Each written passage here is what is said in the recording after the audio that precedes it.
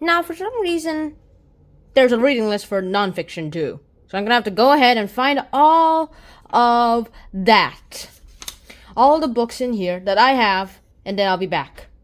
And now, for some reason, the only nonfiction book that I have that is on this reading list is Lincoln: A Photobiography, which we made a video about. So is gonna be a terrible idea. But hey, here's you go. The 6th grade nonfiction reading list. You have Tracking Trash, which is an environmental story. It's a horror story. A group of scientists actually track trash from city garbage cans all the way into the ocean. We're collecting to terrifying islands of junk. Bad News for Outlaws, which is American history and biography. It's like the story of a Bass Reeves, a U.S. Marshal and a former slave who brought law to the Wild West, which might not be as well now. Lincoln: A Photobiography, which I do have. It's an American history or biographical book. It's leadership training and tons of pictures that tells the story of a great president whose life was full of bravery and drama and whose death shocked the country because he was the first president to be murdered. Or assassinated, as people like to call it.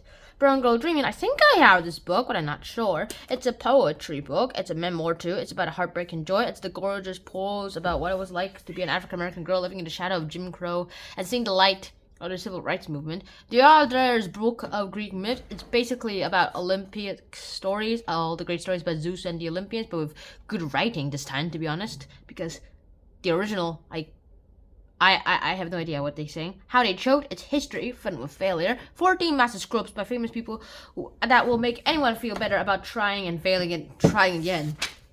Next, we have Amelia Lost. It's a history book. It's the 7th grade reading list about Amelia Earhart, where she basically disappeared. The Surrender Tree. It's a history and free verse. It's about fighting for freedom. It's poems about the Cuban Revolution in 1986 after 3 wars for independence and still no freedom. There's a Bomb. It's about history and science, and it's a thriller set in World War II where scientists race to invent the atomic bomb and spies race to sabotage it, but turns out the Germans don't have as much power as they do, and it can't build a bomb as good as like the Americans, as America. So I don't think they really needed the bomb. But then they built it, but after Germany finished it. So yeah. How to Turn $100 into $1 million. It's about financial literacy. It's about money talk. And forget lemonade stands. Like, sink a lemonade brand and learn how to earn, invest, and save. And The Way Things Work. I do have this book. The BBC, I believe, also turned this into a video series already. The Way Things Work. It's revised and updated, too. It has really cool drawings, to be honest. To be honest, it has really cool drawings.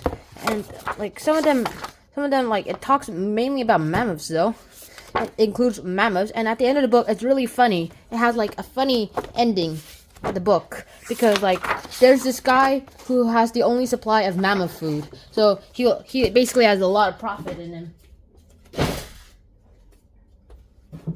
Okay, next. We have The Great American Dust Bowl.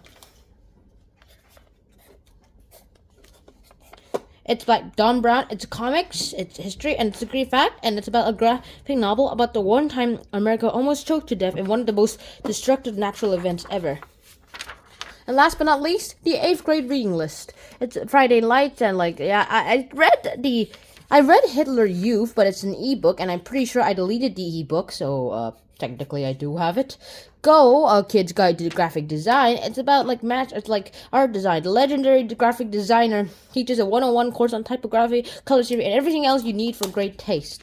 You have Moss, which is basically also a comic classic. It's a graphic novel about a survivor of the Holocaust. Set in a world where the Nazis are cats and the Jews are mice. At least I'm pretty sure that's a metaphor from the book itself. And I Am Malala. It's a memoir about the youngest recipient of the Nobel Prize ever. Even a gunshot to the head can't keep this girl down. But I have it at school. Turns out the school library has it, but it's in Chinese. Like, I am Malala. That basically literally 我是马拉拉. That basically translates to I am horse Lala, as in like songs. But then again, like the Chinese aren't that inventive with that. So yeah.